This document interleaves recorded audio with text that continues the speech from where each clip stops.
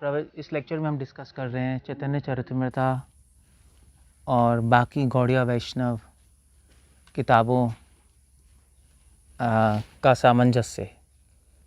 या कहने का मतलब है कि चैतन्य चरितमृता हमारे पास एक किताब है जो मैंने बताया, जो हमारी लॉ बुक है गौड़िया वैष्णवों की। श्रील प्रभुपाद ने भक्ति रसामृता सिंधु को भी लॉ बुक बोला है। बट जहाँ तक महाप्रभु की फ़िलॉसफ़ी डिपेंड करती है वो चैतन्य चरितमृता किताब है। मैं इस पर काफ़ी लेंथ पे डिस्कस कर चुका हूँ। मगर और भी सारी किताबें आचार्यों ने, गोस्वामियों ने, नरोत्तम दास ठाकुर, रूपा सनातन, उन्होंने भी किताबें लिखी हैं। तो चैतन्य चरितमृता और उन किताबों में क्या लिंक है, ये मैं आज डिस्कस करना चाहता हूँ। क्या चैतन्य चरितमृता हम पढ़ेंगे तो क्या वो उन सारी किताबों का क्या स्टेटस है? क्या हमें वो भी पढ़नी चाहिए?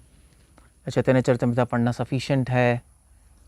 या चैतन्य चरितमृता अगर हमने पढ़ ली तो वो किताबें हमें और अच्छी समझ आएंगी?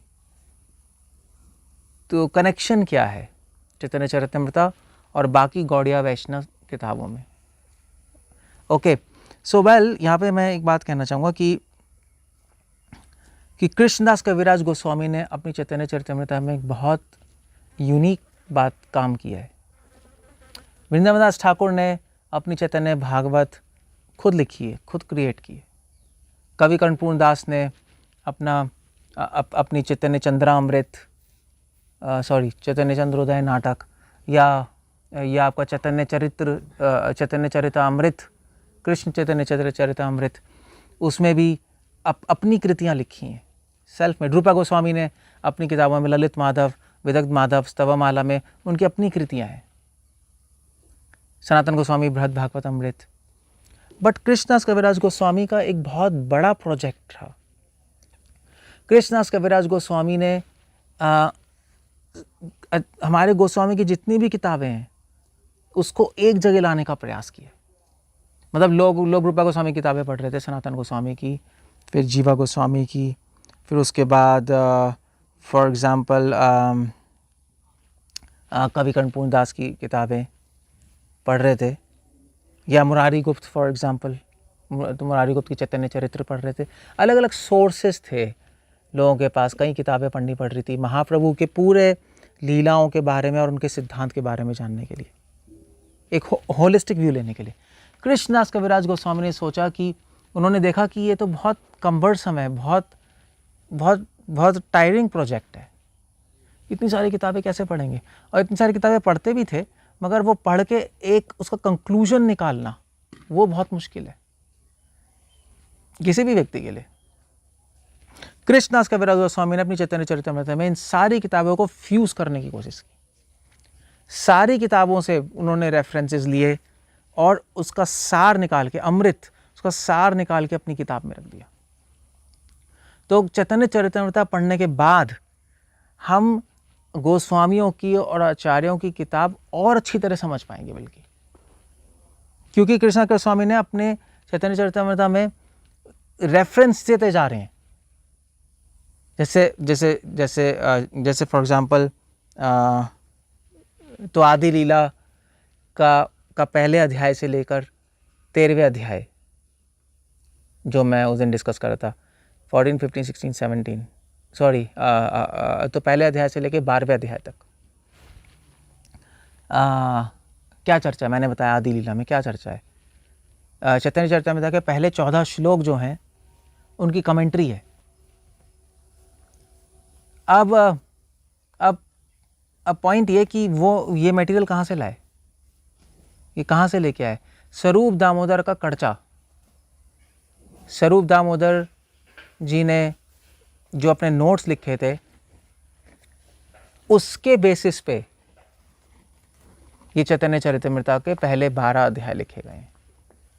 मोस्टली रूपा गोस्वामी के भी श्लोक है, अनार पिता चरिम चिरात, रूपा गोस्वामी का भी वहाँ पे श्लोक है, बट मोस्टली तो हम ये देख सकते हैं कि आदि लीला के पहले अध्याय से 12वें अध्याय तक स्वरूप दामोदर गोस्वामी का कड़चा ही मेन उसका जो एक्सट्रैक्ट है। ओके, उसके बाद आदि लीला के बाकी चैप्टर्स 14, 15, 16, 13, 14, 15, 16, 17, उसकी इन्फॉर्मेशन कहाँ से ली? उसकी इन्फॉर्मेशन मुरारी गुप्त जी के कृष्ण चैतन्य चरित्र से ली। जैसे मैं एक्सप्लेन कर रहा था कि मुरारी गुप्त जी ने महाप्रभु के चाइल्डहुड पास टाइम्स, बाल्य पास टाइम्स, किशोर पास टाइम्स बहुत डिटेल में डिस्कस किए हुए हैं, और वृंदावन दास ठाकुर का चैतन्य भागवत, वहाँ से सारी इन्फॉर्मेशन ली उन्होंने और उसमें कंपाइल करके लिखा। और फिर उसके बाद मध्य लीला, ऑलमोस्ट कंप्लीट मध्य लीला, काफ़ी पोर्शन मध्य लीला का कवि कर्णपूर्ण दास की जो किताब है कृष्ण चैतन्य चरितामृत, उस पे आधारित है काफ़ी कुछ, जो कि कृष्णदास कविराज गोस्वामी की कंपोजिशन से पहले लिख दी गई थी। अब तो चलो कृष्ण चैतन्य चरितामृत के पहले 3 अध्याय अवेलेबल है, बाकी खो चुके हैं 20 अध्यायों में से, मगर उससे कृष्णदास कविराज स्वामी ने काफ़ी इन्फॉर्मेशन एक्सट्रैक्ट की हुई है। मध्य लीला मतलब चैतन्य चरिता का महाप्रभु के संन्यास के बाद जो लीलाएं हुई हैं। और फिर उसके बाद मध्य लीला में जो रूपा गोस्वामी शिक्षा है, सनातन गोस्वामी शिक्षा है, वो कृष्णदास कविराज स्वामी ने कहाँ से ली? वो कृष्णदास कविराज स्वामी ने डायरेक्ट रूपा गोस्वामी की शिक्षाओं में काफ़ी रूपा गोस्वामी के श्लोक कोट किए, भक्ति रचनामृत सिंधु से, उज्ज्वल लीलामणि से, और इनफैक्ट सनातन गोस्वामी शिक्षा लघु भागवत अमृत, बृहद भागवत अमृत, वहाँ से इन्फॉर्मेशन ली है कृष्णदास कविराज गोस्वामी ने अपनी बुक में। उसको उस सारी इन्फॉर्मेशन को कंसाइज करके लिखने की कोशिश की और उनसे श्लोक कोट भी किए हुए, डायरेक्ट श्लोक कोट किए हुए हैं। और फिर इनफैक्ट भागवत संदर्भ जीवा गोस्वामी का, जो उन्होंने फिलॉसफी जो उन्होंने डिस्प्ले की है, रूप शिक्षा, सनातन शिक्षा, वो सारी शिक्षाओं में जो मध्य लीला का जो लेटर पार्ट है जिसमें रूप सनातन शिक्षा है, और उसके बाद भी जो सारी जो पार्ट है opulence of sweetness of Krishna, opulence of Krishna, जो लेटर चैप्टर्स हैं, सारा जीवा गोस्वामी का भागवत संदर्भ, रूपा गोस्वामी का नेक्टर ऑफ डिवोशन, उज्ज्वल लीलामणि, बृहद भागवत अमृत, उसमें सारे कोटेशंस हैं। तो वहाँ से उन्होंने लेने की कोशिश की। और फिर उसके बाद अंत्यलीला का चैप्टर 1 एग्जैक्टली रूपा गोस्वामी के ललित माधव विदग्ध माधव से इंफॉर्मेशन है।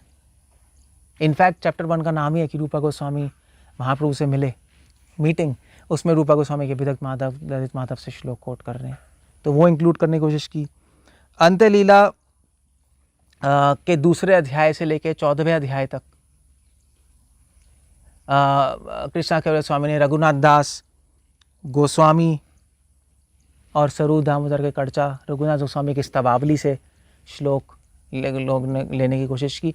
और अंत्यलीला के आखिरी चैप्टर जिसमें महाप्रभु के एक्सटेसी, महाप्रभु के सेपरेशन, विरह के बारे में चर्चा है, जो अंत्यलीला का 15वें अध्याय से 20वें अध्याय तक है, वो ऑलमोस्ट रघुनाथ दास गोस्वामी की स्तवावली और रघुनाथ दास गोस्वामी की एक और क्रिएशन है गौरांग स्तव कल्पतरु, जो आई थिंक स्तवावली का ही पार्ट है, गौरांग स्तव कल्पतरु, उससे कृष्णदास कविराज स्वामी ने इन्फॉर्मेशन लेके उसको एक्सपैंड करने की कोशिश की है। और ऑफ कोर्स लास्ट चैप्टर शिक्षाष्टकम, स्वरूप दामोदर का कड़चा।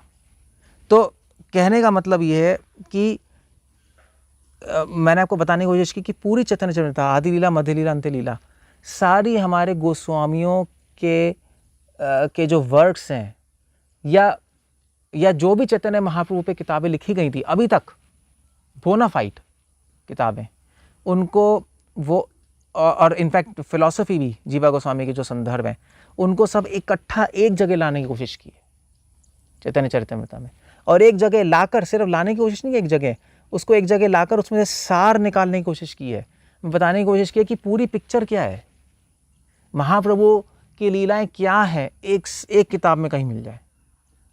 ऑफ कोर्स आपको थोड़ा सा दूसरी किताबें रेफर भी करनी पड़ेगी, मगर एक किताब में उन्होंने बता दिया ये पिक्चर लीला है। सिद्धांत क्या है वो एक किताब में, अलग अलग सोर्सेज, अलग अलग किताबों को साथ में लाके एक सिद्धांत क्या है, क्या महाप्रभु सिखाने आए हैं, क्या अंतरंग कारण है, राधा कृष्णा प्रणय हलादिनी शक्ति रेखा स्माद। सो ये चैतन्य चरितामृत की यूनिकनेस है। इसलिए चैतन्य चरितामृत हमारे गौड़िया वैष्णव समाज की मेन किताब है, लॉ बुक है, जिसको बिना पढ़े आप कुछ भी नहीं समझ सकते, असंभव है। और इसीलिए ये इस एक किताब में सारी किताबें हैं, ये समझ लीजिए। तभी तो कृष्णदास कवि स्वामी कह रहे हैं चैतन्य चरितामृत करह पान। चैतन्य चरितामृत जो बार बार पढ़ता है, पान करता है, जो बार बार पढ़ता है, उसको महाप्रभु की लीला में प्रवेश मिलता है, उसको महाप्रभु के सिद्धांत समझ आते हैं। So anyway, I think Chaitanya Charitamrita, actually शिला प्रभुपाद जब अमेरिका में थे तो प्रभुपाद से पूछा कि प्रभुपाद आप में इतना उत्साह कैसे आया, इतनी बुढ़ापे में इंडिया से अमेरिका गए, हार्ट अटैक्स हुए आपको, और वहाँ पे शुरू में तो कोई नहीं जुड़ रहा था, फिर भी प्रभुपाद न्यूयॉर्क की गलियों में अकेले घूम रहे थे। प्रभुपाद ने उत्तर दिया, मुझे ये शक्ति, मुझे वैटैलिटी चैतन्य चरितामृत से मिल रही है, ये उत्साह चैतन्य चरितामृत से मिल रहा है। भक्ति सिद्धांत ठाकुर ने भी कहा था, मैंने बोला था कि गीता खो जाए तो खो जाए, भागवतम खो जाए तो खो जाए, एक किताब को पकड़ के रख लो, चैतन्य चरितामृत। सो ये एक यूनिक प्रोजेक्ट रहा है कृष्णदास कविराज गोस्वामी का, जो मदन मोहन जी ने कृष्णदास कविराज गोस्वामी के द्वारा कराया, और आज हमारे पास ये किताब है। अगर ये किताब नहीं होती तो हम बहुत कंफ्यूज होने वाले थे, क्योंकि रूपा गोस्वामी की किताब पढ़ो, सनातन गोस्वामी की पढ़ो, जीवा गोस्वामी की पढ़ो, मुरारी गुप्त जी का कर्चा पढ़ो, चैतन्य भागवत पढ़ो, और फिर उसका सामंजस्य करना, वो तो इतना मुश्किल है। तो आज कृष्णदास कविराज गोस्वामी नहीं होते तो महाप्रभु की लीलाओं क्यों कर रहे हैं, क्या पर्पस है, और सारी लीलाओं को इकट्ठा एक बार देखना और महाप्रभु के चरित्र को समझना वो असंभव रहता। इसलिए चैतन्य चरितामृत की इम्पोर्टेंस है हमारे गौड़िया वैष्णव समाज में, और ये चैतन्य चरितामृत का बाकी सारी गौड़िया वैष्णवों की किताबों से सामंजस्य है, रिलेशनशिप है। हरे कृष्ण, श्रील प्रभुपाद की जय।